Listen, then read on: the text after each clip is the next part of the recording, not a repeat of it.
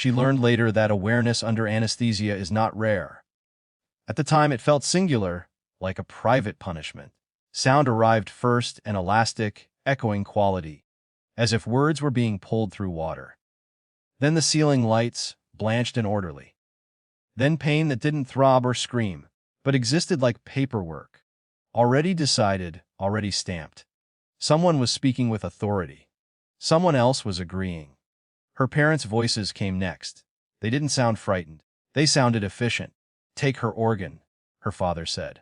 He used the word her the way one uses via the "save our son." "Do it now." There was a pause she would later replay, because it was the only pause. In it, she hoped someone would ask a question that mattered. "She's just a burden," her mother added, softly, as if offering clarification. The sentence didn't break her. It organized her.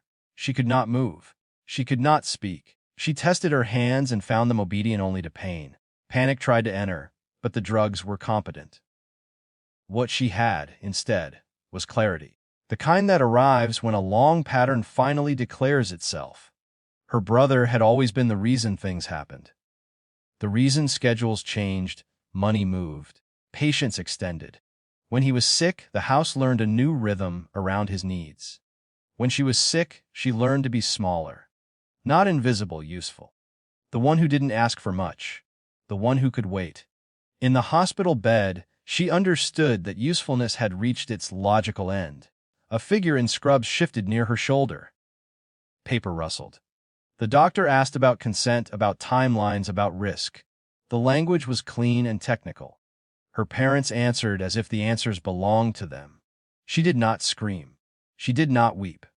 She counted breaths and thought about process. Hospitals ran on rules that pretended to be humane but were, in truth, administrative. Capacity. Consent documentation. These words mattered more than love. They mattered more than urgency. She waited. Time became uneven. A nurse came in alone, adjusting a line. The nurse did not look at her face at first. When she did, the nurse startled, not because of movement, but because of eyes. "I can hear you," she said. The sentence came out flat, untheatrical. "I need the patient advocate." The nurse hesitated. That was the hinge. Not a moral reckoning, just a recognition that the right term had been used. "I need to document that I'm awake," she added, "and that I do not consent." The room changed shape after that. Not immediately. Procedurally. A curtain was drawn. A supervisor arrived. The chart was turned so it faced the bed. Questions were asked slowly and repeated. Her name, the date, where she was, what procedure had been discussed. She answered with the steadiness of someone who had already lost something and was unwilling to lose anything else. Her parents argued from habit. They used the words they had always used: F family, F sacrifice, F emergency. They said she didn't understand the stakes. The advocate listened and wrote. The doctor cleared his throat. A decision was recorded. The procedure was halted. This was the moment people imagine as dramatic. It was not.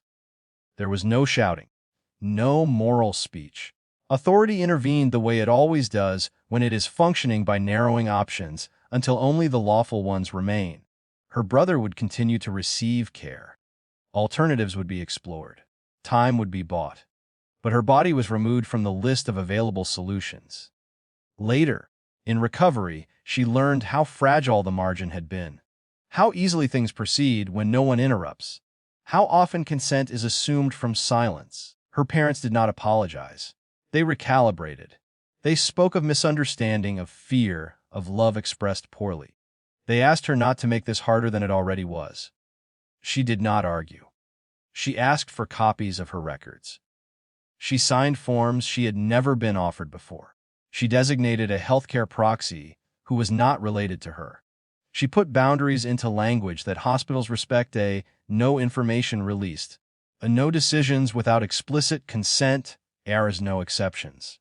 Recovery took longer than the surgeons predicted. Her body was tired in a way that felt like weather, inescapable, unnegotiable. Friends visited. So did guilt, on schedule. Had she endangered her brother? Had she chosen herself too cleanly? The answer was not satisfying. It was procedural. She had chosen to remain a person. Her parents visited once more. They sat, stiff, beside the bed. Her mother touched her arm and withdrew her hand, as if unsure of ownership. "We didn't think you'd hear," her mother said. "I did," she replied. She did not add anything else. When she was discharged, there was no reconciliation waiting at home. There were logistics. A spare room offered with conditions. She declined and found a smaller place that required fewer explanations.